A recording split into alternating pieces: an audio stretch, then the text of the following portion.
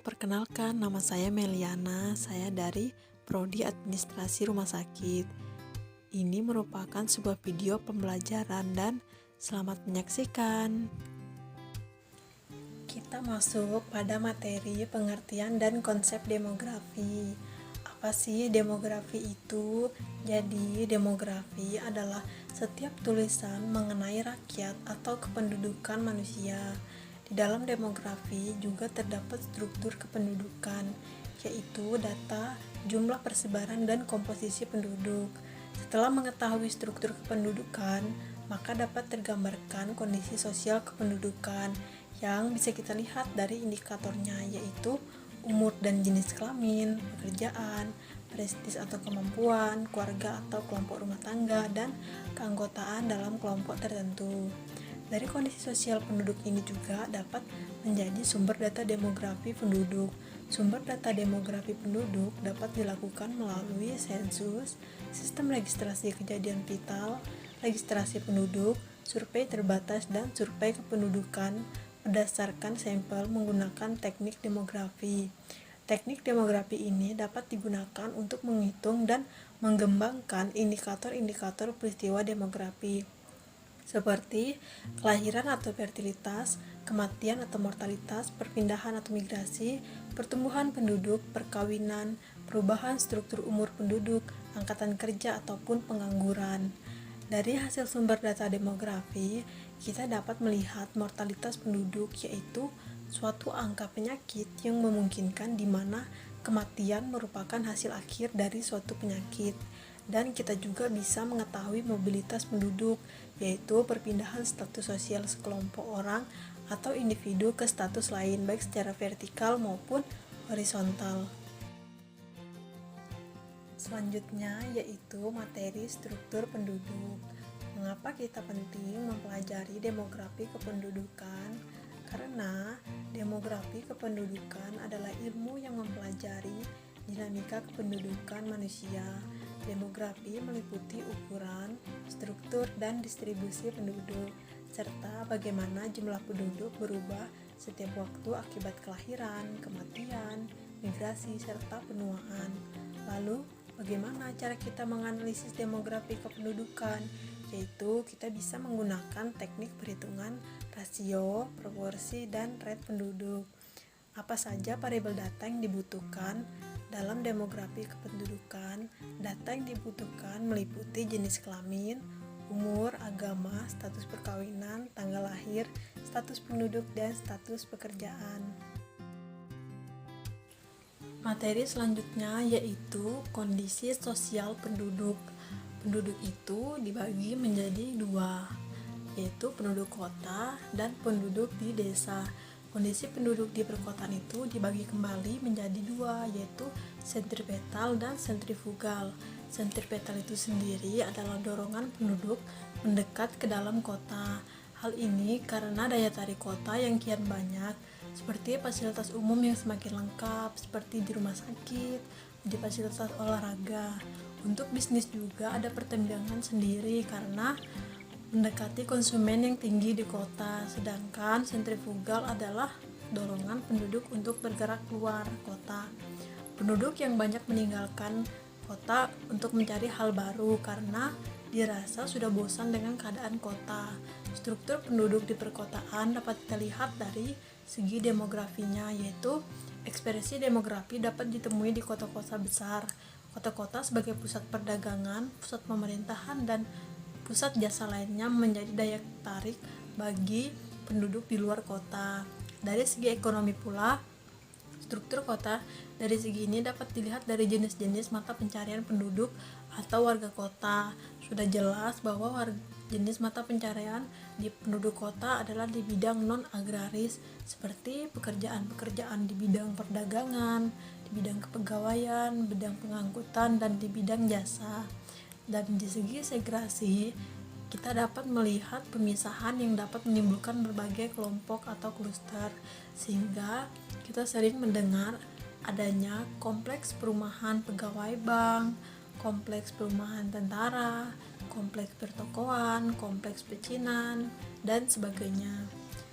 Nah, selanjutnya kita bisa melihat nih Ciri-ciri masyarakat kota itu seperti apa? Yang pertama tuh ada hubungan sosial yang bersifat Gesellschaft. Yang kedua yaitu memiliki segresi keruangan, norma keagamaan tidak terlalu ketat, penduduk memiliki sikap individualisme serta egois. Selanjutnya yaitu masyarakat kota memiliki pandangan hidup lebih rasional jika dibandingkan dengan masyarakat desa.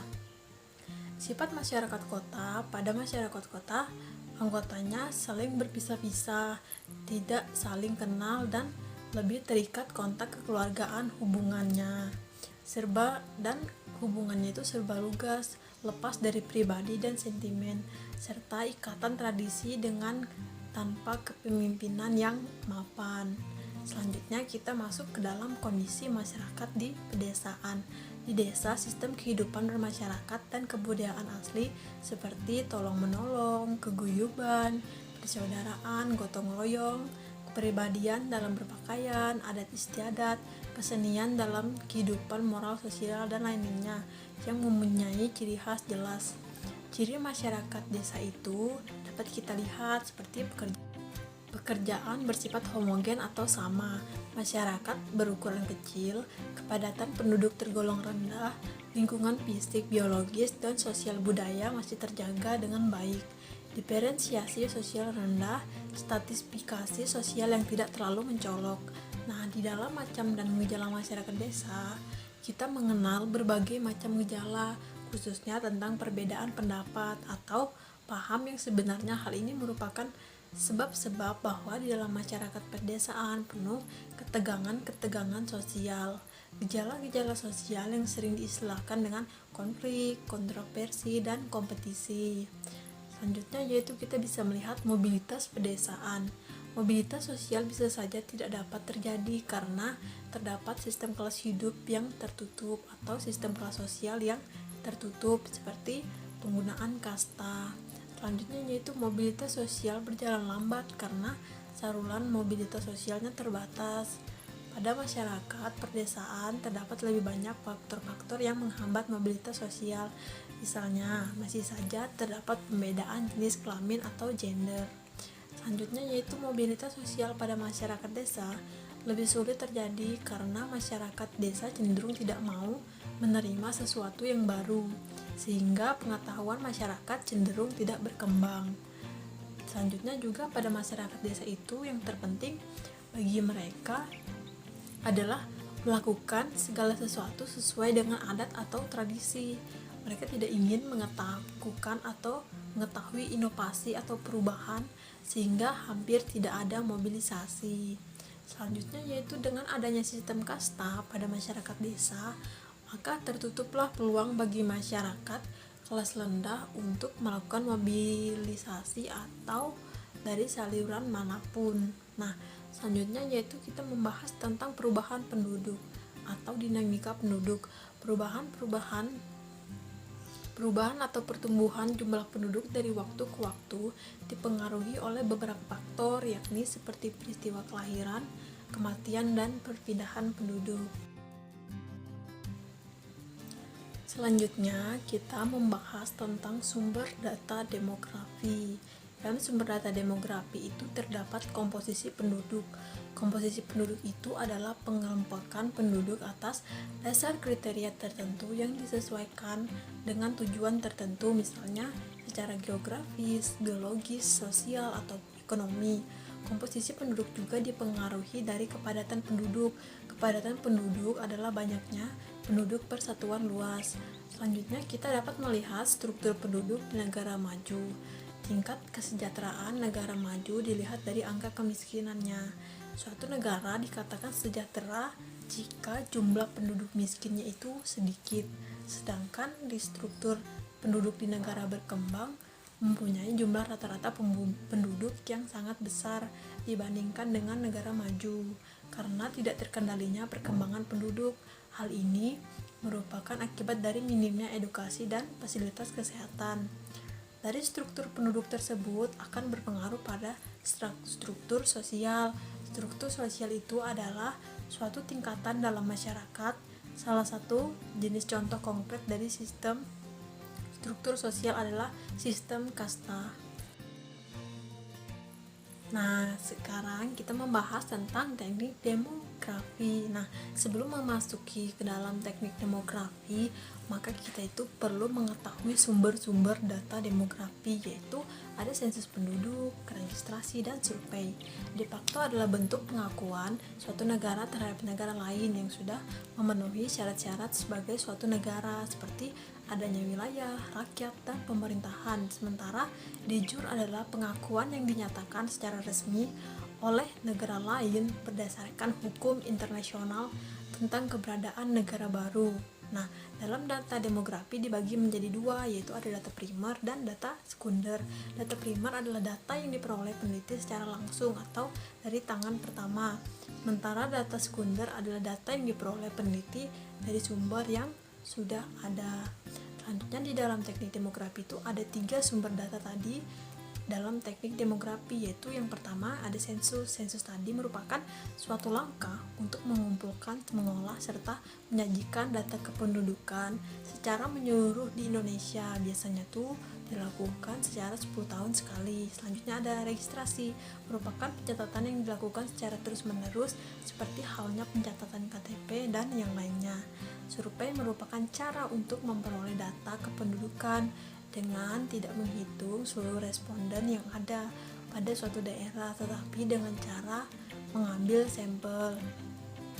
Selanjutnya yaitu ada uji validitas dan reliabilitas data. Validitas data adalah suatu ukuran yang menunjukkan bahwa variabel yang diukur memang benar-benar variabel yang hendak diteliti oleh peneliti. Sedangkan reliabilitas yaitu keandalan atau konsistensi dari serangkaian pengukuran atau serangkaian alat ukur. Yang selanjutnya kita akan membahas tentang mortalitas dan morbiditas penduduk. Nah, di dalam mortalitas dan morbiditas penduduk terdapat ukuran demografi atau ukuran bilangan yang menunjukkan besar satuan ukuran suatu fenomena demografi. Fenomena demografi tersebut yakni ada fertilitas atau kelahiran, mortalitas atau kematian, perkawinan, dan migrasi atau perpindahan. Manfaat dari ukuran demografi yaitu untuk menilai kondisi yang terjadi dan untuk menilai target atau capaian yang diharapkan untuk kondisi kependudukan atau demografi tertentu, sehingga evaluasi terhadap berbagai program di bidang kependudukan yang direncanakan oleh pemerintah. Contoh ukuran demografi yaitu ada bilangan absolut, bilangan relatif, perbandingan, dan rasio. Dari ukuran demografi tersebut dapat menjadi data pada piramida penduduk. Apa sih fungsi piramida penduduk itu? Yaitu kita bisa mendapatkan informasi mengenai komposisi penduduk yang sesuai umur dan jenis kelaminnya. Rasio jenis kelamin, jumlah penduduk, rasio ketergantungan, struktur penduduk, model pertumbuhan penduduk, sampai usia yang produktif serta non-produktif. Sedangkan manfaat piramida itu sendiri yaitu kita bisa mengetahui nih sumber daya manusia yang ada menurut umur dan jenis kelamin. Hal ini mempermudah dalam pendataan jumlah tenaga kerja di usia produktif, mengambil kebijakan yang berhubungan dengan kependudukan seperti fasilitas kesehatan, pendidikan, dan yang berhubungan dengan pelayanan sosial lainnya, membantu menentukan dasar perencanaan pembangunan. Terima kasih telah menonton. Semoga bermanfaat.